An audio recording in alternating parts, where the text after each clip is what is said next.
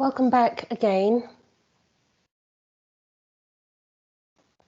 We now come to the third of our 3 conversations titled Accountabilities. Do post any questions or comments to the chat and we'll come to these shortly. Oka and Annabel, back to you. Thank you, Susan. Welcome to part 3 of our conversation. We've entitled this Accountabilities because we think it's a good point to end on when thinking about next steps and where we all go from here in terms of these conversations. For me, when I think about accountability, I start by reflecting on my own positionality. So, thinking back on SIN's invalids principles of disability justice, one of those principles is being led by those who are most impacted by the issue at hand. I will speak to my own experience of being invited to speak, for example, on anti-Black racism since the second wave of Black Lives Matter movement started, and having to really refuse and challenge these invitations. Will any person of colour do? Should we be interchangeable, or can we move beyond that within art schools to be led by those most impacted as per SIN's invalids principles of disability justice?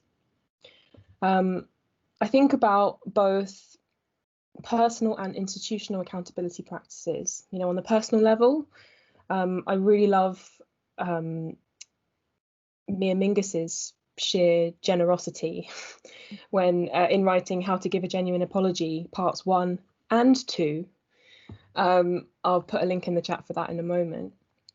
At an institutional level, I'm really thinking about Black working class led communities who've been working for a long time to develop practices in mutual aid and transformative justice. I think about the Black Panther movement, both in the UK and the US, and how much we can potentially learn from practices of accountability that don't historically or traditionally find themselves within art schools. Yes, I think that of late care, the word, and however people are interpreting that word, has become a buzzword in the arts, but rarely have events post the onset of COVID-19 with regards to care in large arts organizations been disability-led, been disability majority world-led. The onus should not be on us to educate for free, to quote-unquote inspire, or to prop up people who perform allyship as an extractive optical activity. Our efforts long before COVID-19 to get access needs met that are only now being enacted because the non-disabled require them needs to be recognized. As mentioned in part 2, we have injured ourselves severely in attempts to get access and trying to work in art school settings where access has been promised and not given. And once again, this is for faculty, staff, and students. I think that the racism that has always been there as part of colonial arts institutions, as combined with the COVID-19 pandemic, has resulted in an acuteness of the need for care. But the way care is enacted in arts organizations doesn't always reflect how it should be. Of course, we're both recommending the book Care, Dreaming Disability Justice. I believe you have it, Annabel. Yes, by Leah Lakshmi Pipsna Samarasinha, who is also a poet and part of SIN's Invalid, I believe. And I encourage everyone to read that. But I also encourage everyone to, if you are working with care at all, if you are working on the pandemic at all, if you are even referencing the pandemic at all, please make initiatives disability-led. This means disabled and chronically ill curators, artists, facilitators, managers, because we do have the knowledge. And if you don't make it disability-led, all you're doing is making more work for yourself by trying to catch up to all the knowledge that we've already accumulated from a lifetime and probably not citing us. So that's where we're at currently. I think of the centralization of power in arts institutions and how these models of bureaucracy are colonial in nature. Yes. And how I think about what are the possibilities for decentralizing that power so that we have smaller hierarchies in areas of expertise and specialism and skill, If we think about mechanisms for collective care in particular, I'm thinking about how we challenge the really entrenched individualism that exists, in the UK and in many kind of former colonizing powers. I say former with a lot of cynicism. No, current colonizing powers, if we're being honest, right? Yeah. So I'm thinking, like, how can we try to transform the ways, the mechanisms of care that exist within institutions, while their structures of power mimic colonial bureaucracies?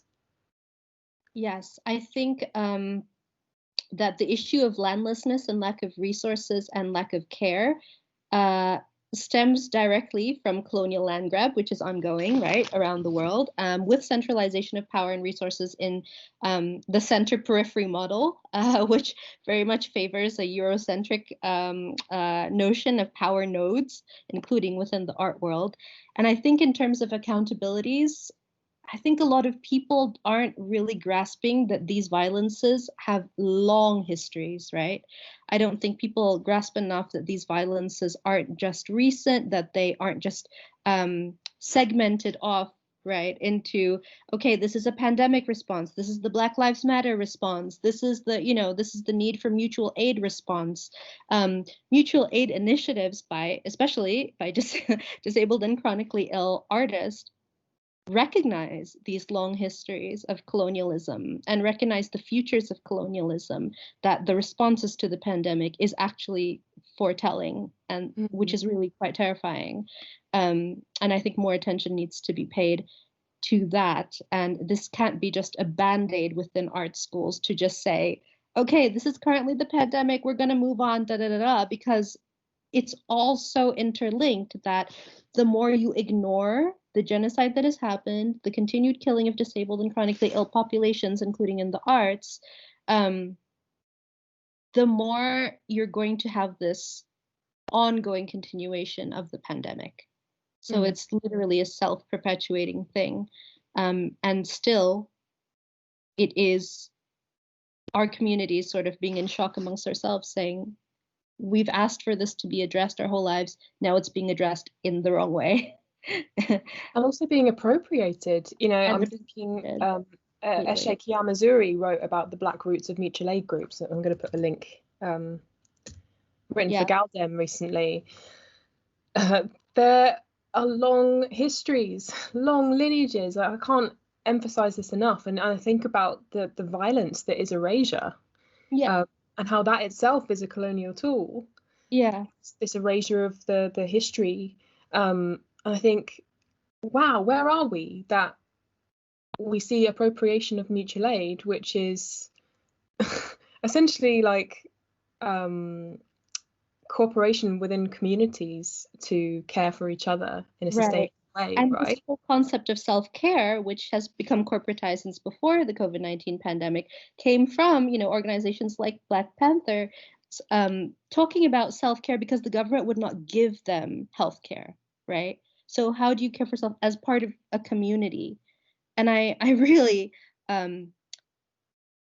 really see the sort of the meshing of corporate interest with illness narratives, which is unlike any that I've seen in my lifetime, at least, to be incredibly disturbing. And I don't think it's going over the line to say, as we've said, that our illness narratives are being appropriated, and also the focus being on people who are new to COVID-19, not connecting them with us, right? Because we can help, we really can. And I think that's, that erasure is contributing to literal erasure of bodies and experiences. And I want, if anybody out there is listening, who has been newly affected by COVID-19 or, wants to reach out, please know that you are not alone. And I think that there are a lot of things related to shame, I think, around illness that you and I, have overcome throughout our lives, continue to wrestle with. We talk about this all the time, you and I, like, that are not being foregrounded. And the fact that illness and the word disability is so complex, there are so many cultural models for it. It's not one size fits all. This is one of the most complex ideas within cultural theory, right? And it's variegated. It is locally contextual. It is temporally contextual. It is, contains the intersection of so many things. And there is scholarship about this. There are initiatives about this. So I just want you to know that you are not alone, and there is stuff to join. Mm. You've got me thinking about so many things, Oka. Like, I'm thinking about how it's also economically contingent. Mm-hmm. I mentioned in part one about my work in social care, and let's be upfront about why I had to leave social care. It's badly paid and your employment rights are really bad. Mm-hmm. And that continues to be the case until now. So we think about the deaths of disabled people in the last 10 years, and you think about the austerity in terms of withdrawal of funding, and about deteriorating working conditions of people in caring professions. I really see like a big kind of divide between the principles and the ethics of mutual aid and the way that we see neoliberal states enacting models of care, because I'm not sure I would genuinely call it care. Right. And the value attached to the lives of disabled people in terms of the care that they deserve, and also the rights of the people providing that care. Is that worthy work? Exactly. And I think what we're doing, both of us, is trying to encourage everyone to really critically think about what is going on under the label of care. Think critically about what is going on under the label of protecting people from illness, helping people through illness. Who is enacting that? Who are they citing or not citing? Whose intellectual labor do they draw from? And as UAL is an international institution and prides itself on being such, think about how each of the institutions that we are in partnership with in the UK and around the world, think about how they are truly enacting care, what goes under the banner of care for them. And again, if it's not disability-led and if it's not chronically ill-led, there's a real issue there. And if we're not considering, the ways that care is racialized, I'm thinking just in the current context, in the context of COVID, I think about the position of domestic workers living in the UK. I don't know how many people here are aware that for domestic workers here on a domestic worker visa, their visa that doesn't fall within the narrative. If you want to check out more about that, I really recommend Justice for Domestic Workers. Philippines, Marissa Begonia.